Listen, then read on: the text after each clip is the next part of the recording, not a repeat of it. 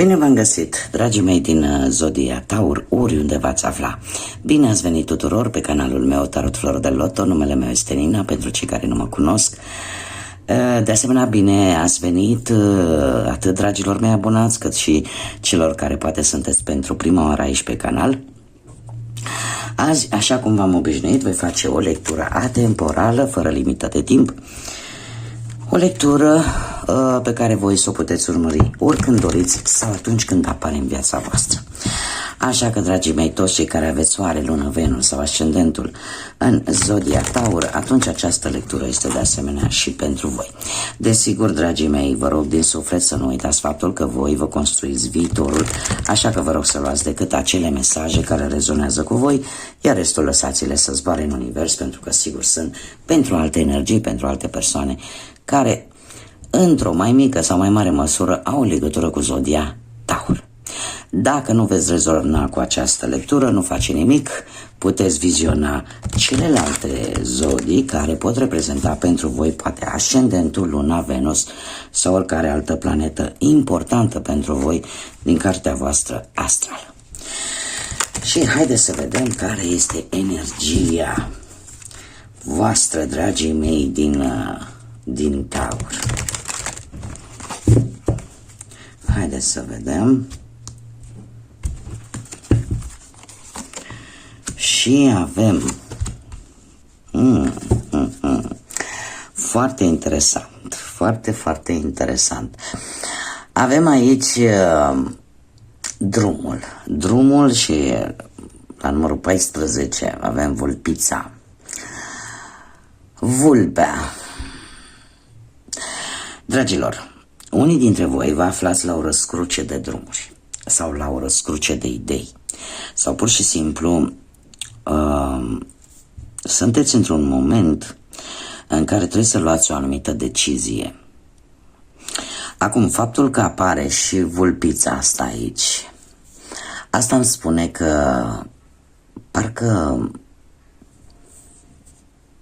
cumva aveți acea capabilitate, acea istețime, sunteți capabili să luați o decizie, să fiți deciși pe ce drum să o luați. Sau poate că există totuși o persoană care vă cam blochează drumurile sau care vă cam blochează și vă face un pic mai indeciși, și asta poate să fie. Da? E cumva, eu aș spune, cel puțin în acest pachet de cărți, aș spune că este vorba mai mult despre o situație destul de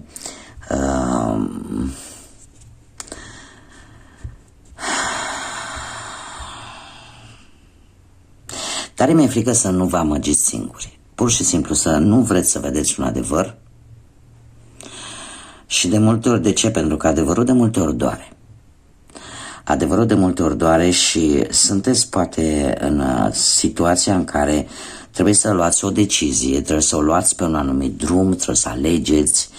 Dar trebuie să vă spun un lucru, mai există, dar chiar dacă vorbim despre voi și chiar dacă vorbim despre istețimea voastră și faptul că v-ați făcut un plan bine pus la punct. De ce? Pentru că vulpea este foarte planificată ca și animal. Da? Există cineva de la distanță care vă urmărește toate mișcările. Așa că mare atenție. Asta este energia care mi-a ieșit. Da? Aceasta este energia care mi-a ieșit, și anume faptul că aveți un plan, știți cumva cam pe ce drum să o luați, dar există cineva care vă cam urmărește toate mișcările în tăcere, adică mai e o vulpe. Da? Ca să folosesc așa un termen mai frumos. Mai există o vulpe, nu sunteți singura vulpiță, mai există o vulpe care urmărește să vadă ce faceți voi. Posibil chiar să vă spioneze, aș spune. Haideți să vedem ce ne spune tarotul. Pe plan profesional, dragilor, nu știu dacă voi aveți ceva conexiune pe plan profesional cu cineva dintr-o zodie de foc sau care are implicații mari în zodii de foc, Berbec, Leu, Săgetător. De ce? Pentru că avem un nou început. Un nou început. Eu aș spune că și sunteți deciși. Credeți pur și simplu în acest nou început, în acest plan pe care voi vi l-ați făcut. Parcă cumva sunteți îndrumați către acest nou început pe plan profesional. De ce? Avem acest rege de monede. Acest rege de monede vorbește de foarte multă siguranță, de foarte multă ambiție din partea voastră. Unii dintre voi e posibil chiar să fi folosit anumite mijloace materiale, poate să obțină un job. De ce nu? Dar nu e obligatoriu. De asemenea, pe partea asta a muncii, aș spune că ai obținut ori un beneficiu la locul de muncă sau cineva te-a putut ajuta să obții un nou job. În prezent avem un rege de bâte care îmi vorbește de o ambiție extraordinar de mare, de faptul că parcă nimic nu mai vă poate opri, sunteți foarte hotărâți, nu vă mai este frică de provocări, tocmai de aceea apare și visătorul în acest pachet de cărți, dar în general în cărțile de tarot ne vorbește despre nebunul, care ne vorbește de noi începuturi, noi experiențe. Unii dintre voi poate veți decide să vă mutați chiar. Deci sunteți dispuși să faceți să vă asumați acest risc de a vă muta efectiv poate într-o altă locație pentru a obține un anumit post. Deci sunteți foarte hotărâți, nu dați un pas înapoi și chiar dacă sunteți conștienți că veți trece printr-o perioadă un pic dificilă din punctul ăsta de vedere profesional, știți că va fi pentru o perioadă temporară, dar nu va fi pe o perioadă lungă de timp. Haideți să vedem pe partea asta a bănuților ce vine pentru voi, dragilor. Cumva acest plan pe care îl aveți voi, dar așa cum v-am mai spus, mare grijă pentru că mai este cineva care e cu ochii pe voi. Pe partea materială avem un 7 de bâte. Într-un trecut nu foarte îndepărtat aș spune că ai avut posibilități de creștere materială, cumva ceva bănuți în plus care ți-au intrat, ai avut provocări la care ai făcut față cu brio pe planul ăsta financiar. Și ai reușit să reziști. Da? Chiar dacă poate au fost mici lipsuri, dar cumva ai reușit să reziști. În prezent avem un as de cupe. Dragii mei, e posibil să găsiți efectiv, și o spun la modul cel mai sincer, asul de cupe când apare pe partea asta a banilor îmi vorbește de niște bani care cumva ori îți aduce aminte, băi, dar eu am pus niște bani deoparte în cutare loc și îi găsești. Sau e posibil, nu știu, să-ți vină niște bani din temiri unde. Ori că poți să câștigi, nu știu, la un bilet la loterie. Nu neapărat sume extraordinare, dar sunt.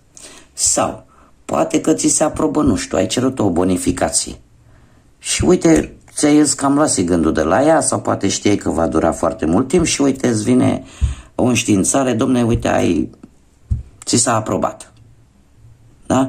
Deci, ceva de genul ăsta, am încercat să dau exemple ca să înțelegeți ce vreau să spun vis-a-vis de bani. Într-un viitor apropiat avem un 3 de monede care îmi vorbește de recompense.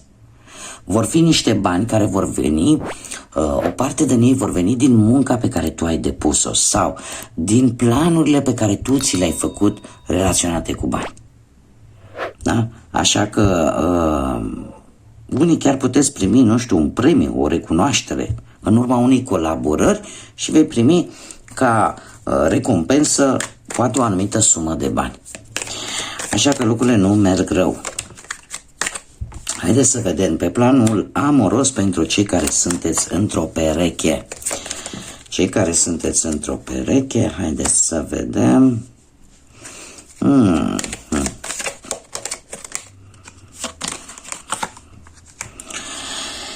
Hei, dragilor, Cei care sunteți într-o pereche, trebuie să vă spun că există o persoană autoritară, dură, fermă, orică voi, orică perechea voastră. Cert este că există cineva care încearcă să domine mai mult pe celălalt. Faptul că avem un 9 de bâte care vorbește foarte mult de acea idee de a te proteja. Acest 9 de bâte pe partea asta a dragostei și a dragostei mai ales celor care sunteți deja într-o relație, cumva parcă eu trebuie să vă spun un lucru. Nu este vina, cred că nici a unuia, nici a altuia. Este de fapt o sursă externă. De ce? Pentru că 9 de bâte pe partea dragostei și mai ales a relației în doi îmi vorbește de o apărare, dar o apărare, cum să spun eu, trebuie să vă apărați amândoi relația împotriva altor persoane care în permanență au câte ceva de spus.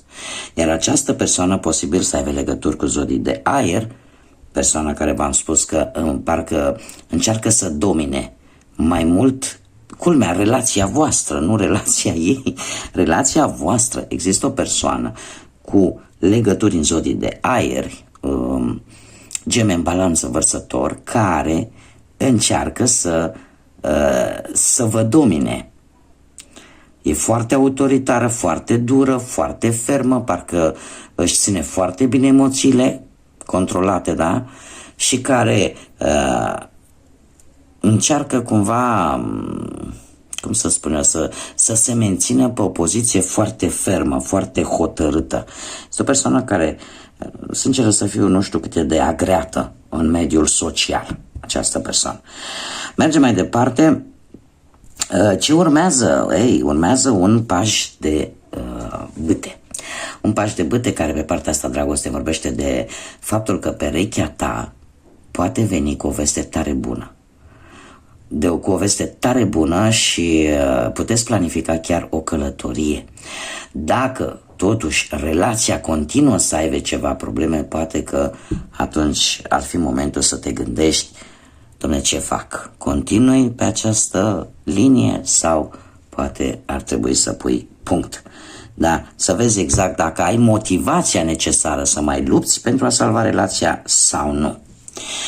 Haideți să vedem, dar în speță primul lucru care mi-apare mie aici și care pe care mi-l arată cărțile, este că va veni cu o veste bună și e posibil ca amândoi să planificați o călătorie cât de curând. Haideți să vedem pentru cei care sunteți burlaci, burlăcei și burlăcițe. Ia să vedem ce am pentru voi, dragii mei.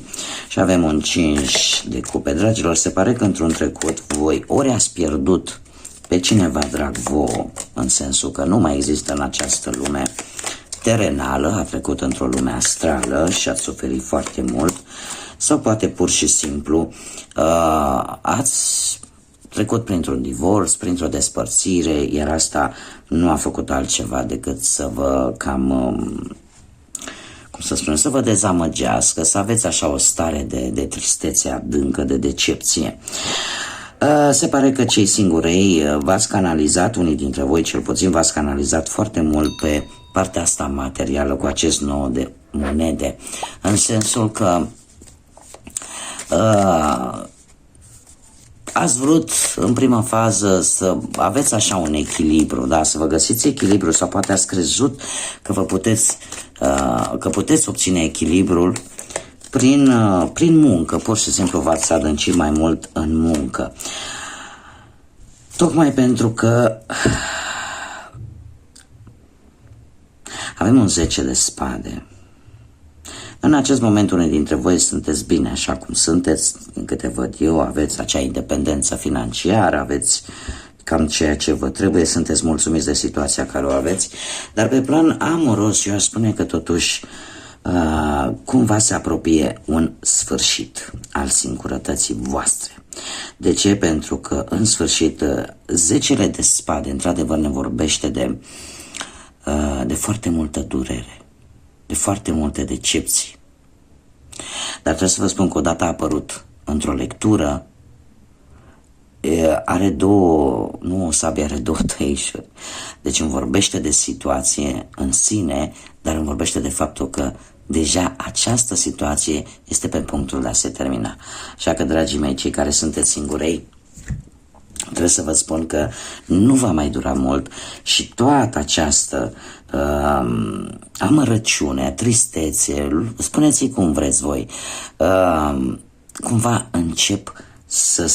începe să se termine. E posibil ca unii dintre voi să fi fost dezamăgiți foarte tare de persoane care nu și-au ținut cuvântul sau care au făcut un compromis cu voi și nu l-au dus până la capăt. E posibil și acest lucru. Sau care nu și-au ținut promisiunea.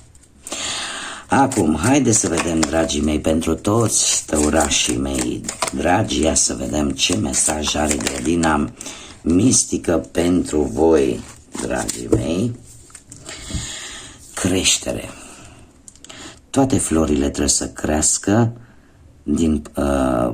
să treacă, în momentul în care ele cresc, trec de tot noroiul și de toată întunecimea care este acolo în interiorul pământului. Este un îndemn, practic, de a nu te opri, de a crește, indiferent, imaginați-vă că pământul, da, de acolo de unde răsare acea mică sămânță, până când prinde rădăcini, până când își formează tulpina ca să poată să iasă la suprafață, duce o luptă. Imaginați-vă metaforic că voi sunteți acea sămânță care trebuie să se forțeze un pic, să ia ce poate mai bun din toată acea întunecime pentru a putea să crească și să ajungă la suprafață și să se bucure de razele soarelui. Cam acesta este mesajul grădinii mistice, care îți spune că indiferent cât este de greu, nu uita să nu te oprești. Da? Nu uita să nu te oprești. Cred că asta este cea mai mare înțelepciune pe care au dat-o și mari înțelepți și mari filozofi, aceea de a nu te opri. Indiferent cât îți este de greu, scutură-te de praf și mergi înainte. Bun, dragii mei, aceasta a fost lectura pentru voi. Eu vă mulțumesc din suflet pentru atenție, pentru cei care poate ați rezonat sau poate pur și simplu v-a plăcut și nu sunteți abonați. Eu vă aștept cu mare drag să vă abonați.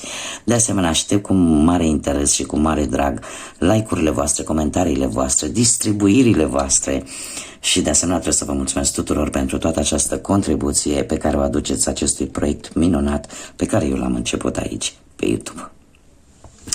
Așa că, dragilor, până data viitoare, când ne vom revedea la o nouă lectură, numai bine vă doresc și, ca de obicei, să fiți iubiți, dragilor.